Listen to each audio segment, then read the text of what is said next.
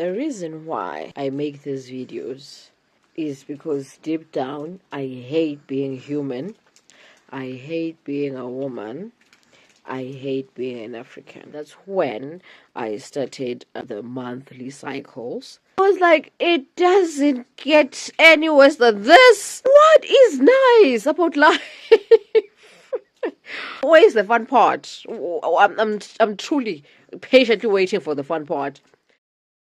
So, the reason why I make these videos is because deep down I hate being human. I hate being a woman. I hate being an African. Come with me. The reason why more than 90% of content creators make content is because they're lacking something they're trying to heal. Deep down, there is something they're trying to heal. And more than 90% of these people who are trying to heal something are alchemists. People who went through something are trying to heal it, and they want the world to heal together with them. I'm a part of those content creators. Just to summarize a bit about my life, when I became conscious into the physical, I was around 2 years of age. I was like 2.5 years. I just realized that I'm asthmatic. I'd be admitted at the hospital weekly. So I just lived in fear because I knew that I was going to die. Any second from now, I was going to die. I was prone to dying. I was vulnerable. I was weak, right? So to me, I thought that everybody was going through the same thing. Everybody was living with fear, the fear of death, right? Because I knew that any second from now, any time this week, I may die, right? So I just lived with this fear until I was in grade 5. I was 9 years old when my asthma subsided, when I started outgrowing my asthma attacks. And then I got better.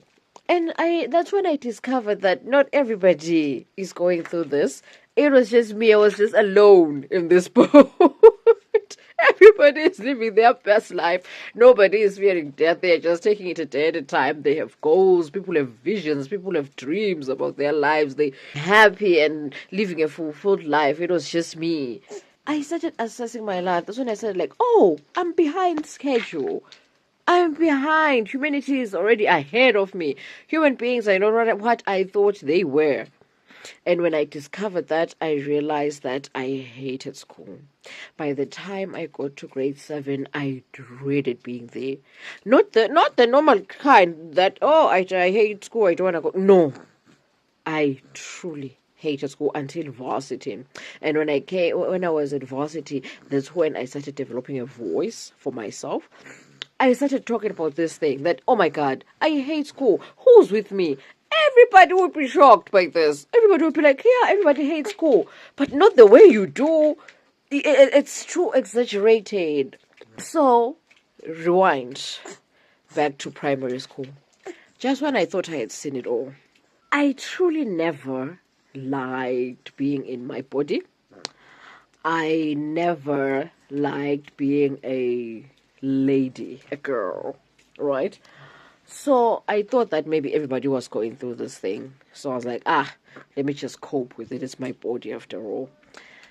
I think mostly it was because where I am from, misogyny prevailed. I lived in a world whereby men would just sleep the whole day and women were supposed to serve them, cook for them, clean for them, wash for them, dish them up and all those things, and men were just supposed to sleep. So that's the hate of being a woman developed at a very early age. I think at around 4 or 5 years when I started noticing this. And as I grew older, grade 7, yeah, I was like 10. Yeah, I was 10 years old. And that's when I started getting the monthly cycles. I was like, it doesn't get any worse than this. What is nice about life? What is enjoyable? Where is the fun part? I'm truly patiently waiting for the fun part. Here, we fight for our lives. 1, 2, 3. We're at school. We're getting this trauma because why am I here? Why am I here? Why am I being traumatized through school? Okay, fine. I fear for my life. I'm traumatized. 1, 2, 3. Now there's this. What is this now? And it only attacks women. What have women done in this world? Is it enough that they're already serving men when men are already sleeping? Now they're supposed to get this thing. What is happening? Fine. I live to this because I accept as I move along. I accept the situation I've been given. Okay. Fast forward high school, I'm still living with it, and I decided to just switch off the pain. I think it was a coping mechanism. I never really had painful cycles. They would just happen. It would just be a thing because there is this occurrence. Otherwise, no pain, no mood swings, no nothing. Maybe it's me. I switched off the symptoms. I don't know. Another thing, they were very irregular, but that's not where we are today. I'm just trying to show that sometimes we switch off these things because of trauma. Then fast forward to high school. And my high school life was a bit good because that's when I started developing self-love of some sort. And I started trying to find my voice. And at varsity, I found my voice. And then that's where I met my husband. So I thought that, okay, maybe now will be better, because when we were dating, he made me so happy. He didn't make me happy per se, but he brought out the happy in me. We conceived. And when we conceived, we then got married. Now in marriage, okay, my partner and I agreed that we're just going to serve each other. There won't be anybody who's a servant to anybody or anybody who will be a subordinate to anybody. No, we're here to be partners. We agreed on that, right? But we're in here, and more of the emotional, mental, spiritual, and overall labor falls on me, right? That's when I decided that no, let me stop with the 9 to 5, because I feel like I'm taking on a man and a woman's work at a go. At the same time, as I mentioned when I started this series, that I quit my 9 to 5, not mainly because of the masculine energy that comes with it. Mentally, the masculine energy was truly disturbing me.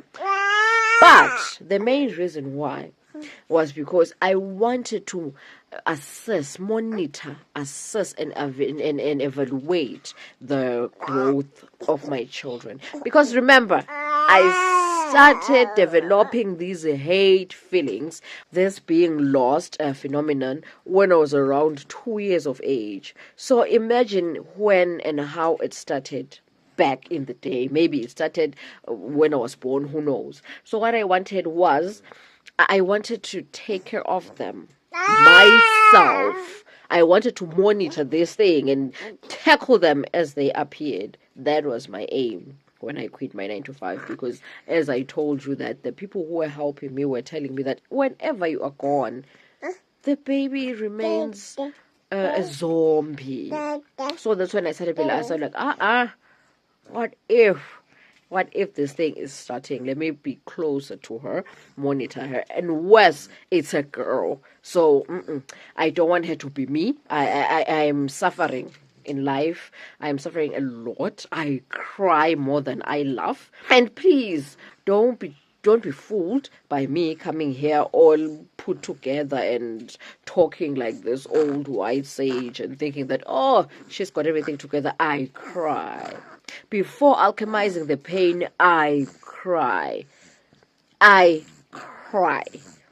Life is extremely hard. Okay, life is extremely hard for everybody, but for empaths like me, you really come out scarred hard, and being a mom is truly confusing for me, and it's extremely hard because I'm doing it alone. And I do have family, but they live extremely far.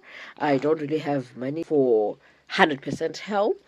So it's something I'm really doing alone, and it's a bit heavy on me. And at the same time, I'm supposed to be a provider, and at the same, like truly, I mean, I'm at a place whereby life is a bit confusing. I'm trying to understand what the role really of a woman is. When does a woman get to relax and just rest and receive things? Because right now, as I'm getting older, it's like a woman's life is getting harder. Because right now I have 2 children resting on my shoulders, and also I'm supposed to be the provider. Because you're asked, what do you bring to the table? You're asked, why are you being a parasite? Right? So you just constantly have to fight for life, fight for survival as a woman. So I'm truly trying to find, when does a woman, what's the benefit of being a woman? Like, when, what are the perks of being a woman? When do you actually rest as a woman? When do you actually get to enjoy life as a woman? And as a human being, I've given up on being a human being, because in order to survive, we're literally the only species on earth who have to pay for our survival. Animals, plants, they live free of charge. They just use nature's resources to survive, and human beings have to work for money, die, slave off for money. So I gave up on being a human. And the illness part, I think that's also was a nail to the coffin, was the last nail to the coffin, because I was extremely ill. So I was like, death could be just around the corner any second from now. So what are we doing really, right? And then being a woman, truly, it's something I truly don't understand. I don't understand what's the use of this thing, because it's like we're just here to fight for life, fight for survival, be slave away for your survival. And being an African is the same as being a woman, because it feels like everything there is in the world, you have to fight for it twice as hard just because you're African. So I'm still trying to alchemize this whole being a human, this whole thing of being a woman and an African, into something beautiful. I've been recently, in fact, it's been 2 years, I've been making art, Africanized art, because I'm trying to embrace my Africanism. A bit, I'm trying to love being an African. I'm trying to, I'm beginning to embrace and make it beautiful, make it acceptable to society being an African, just to showcase how wonderful it is being African, so that even somebody out there who's still in the phase of hating themselves for being African would be like, it's not bad at all. In fact, it's beautiful. Right? So I've alchemized being an African. Being human, I don't know. I'm still looking for the silver lining. And being a woman is just getting worse each day, because truly, I don't get it. It just gets worse. So, the aim of this video is that delusion is faith. So just have faith that whatever you're going through is a lesson for you to alchemize. For me, making these videos is some sort of a delusion, is some form of faith that maybe one day, maybe the president in 5028 would maybe watch these videos and be like, you know what, let me listen to this crazy lady. She's onto something. Let us make some rules, some policies, legislations around what she's talking about. Let's promote gender equality, real gender equality, not this gender equality that is just for promoting our campaigns, and so that we can turn a blind eye to the real gender inequality, because gender inequality still exists, racism still exists, and humans are still as vulnerable as they were back when they lived in the wild. So I feel like we should do the real work.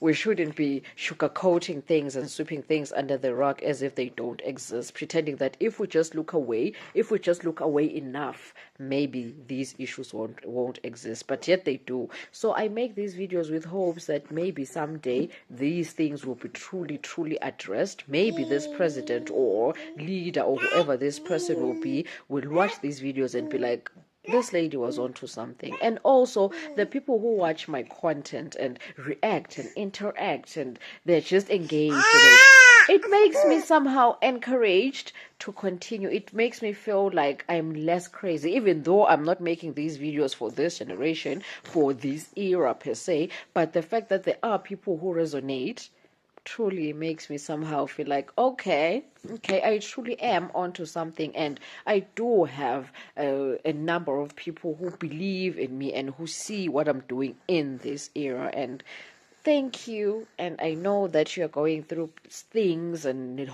a lot of things I can't even fathom myself, but just know that we're in the same boat, and I'm helping you row the boat down the stream to shore.